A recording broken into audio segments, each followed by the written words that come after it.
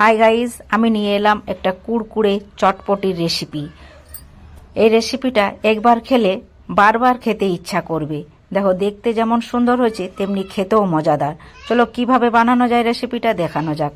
আমি নিয়েছি ছোলাটা সারা রাত ভিজিয়ে দিয়েছিলাম, আর নিয়েছি মটরটা আমি ছাড়িয়ে নিয়েছি দুটোকে, অল্প আছে, অল্প আমি জ্বালিয়ে নেব। দেখো বন্ধুরা, আমরা অনেক সময় তেল দিয়ে ভাজি, আমি কিন্তু এটা তেল দিয়ে ভাজলাম না, গ্যাস ওভেনে গরম করে নিলাম এই জালিটার সাহায্যে। আর দিয়ে দিলাম বাদামটাও আমি জ্বালিয়ে নিচ্ছি। দেখো, এইভাবেই করে নিতে হবে। তেল দিয়ে আমি ফ্রাই করে নিই। আর আমি একটা অন্য পাত্রে তেল চাপিয়ে দিলাম। রুটিটা আগেই বেলে রেখেছিলাম, আর এই ধরনের একটা ডাবু নিয়ে নিলাম। আর আমি ময়দা মেখেছি, ময়দা দিয়েই করব। তোমরা চাইলে গমের আটা দিয়েও করতে পারো, কোনো অসুবিধা হবে না। আর এই ধরনের আমি একটা আটা চামচ দিয়ে এটা দিয়ে আমি অল্প অল্প করে ফাঁক করে দিচ্ছি। এই ফাঁকটা দিলে রুটিটা ফুলবে না। তোমরা অবশ্যই এই ধরনের একটা ফাঁক করে দিও। আর আমার তেলটা গরম হয়েই এসেছে, আর তেলের মধ্যে ডুবিয়ে দিচ্ছি চামচ সমেত। এ ধরনের মজাদার রেসিপি পাওয়ার জন্য তোমরা অবশ্যই একটা লাইক, শেয়ার ও সাবস্ক্রাইব অবশ্যই করবে বন্ধুরা, তবে আমার বানাতে উৎসাহ লাগবে।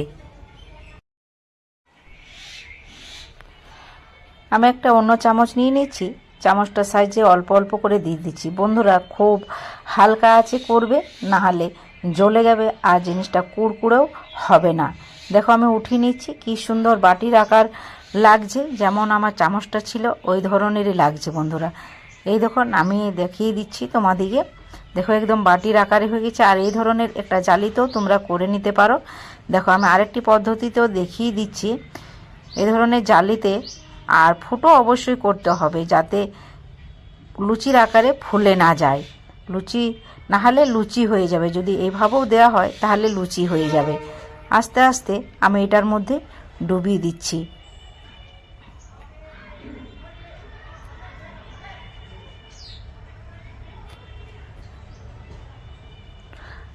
সাইডগুলোতে তেলটা পাচ্ছে না, তাই চামচ দিয়ে একটু হিলিয়ে নিয়ে তেলটাকে দিয়ে দিতে হবে, যাতে চারিদিকটা সমানভাবে হয়ে যায়। উল্টে নিলাম। দেখো বন্ধুরা, কি সুন্দর বাটির মতন মনে হচ্ছে। আমি এটা একটু কড়কড়ে ধরনের করব।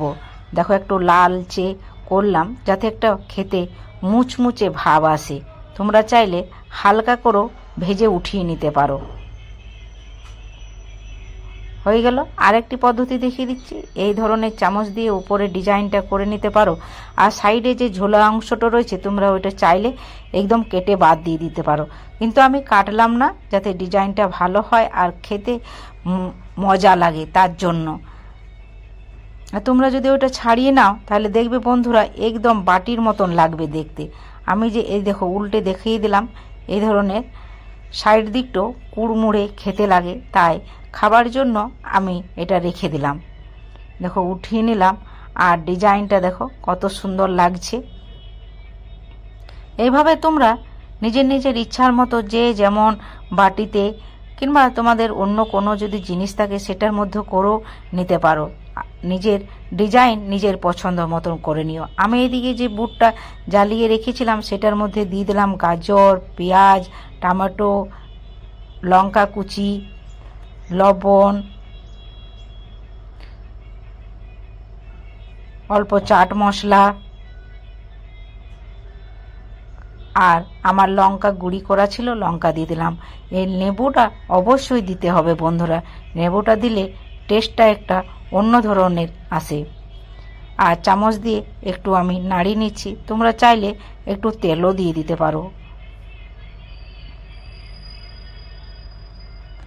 হয়ে গেল আমার চটপটির মিশ্রণটা। এবারে দেখো, বাটিতে আমি দিয়ে দিচ্ছি, যে বাটিটা আমি নিজের হাতে বানালাম।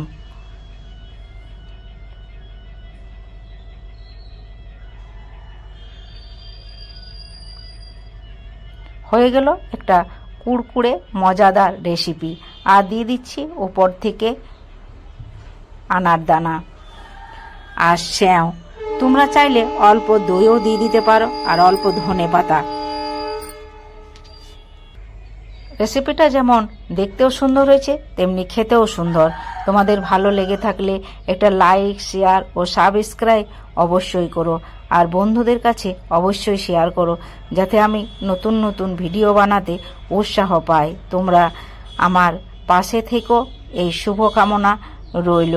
আর তোমরা ভালো থেকো, সুস্থ থেকো, আর আমার জন্য সুস্থতা কামনা করো।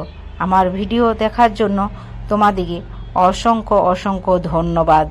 আর তোমরা অবশ্যই ভালো থেকো।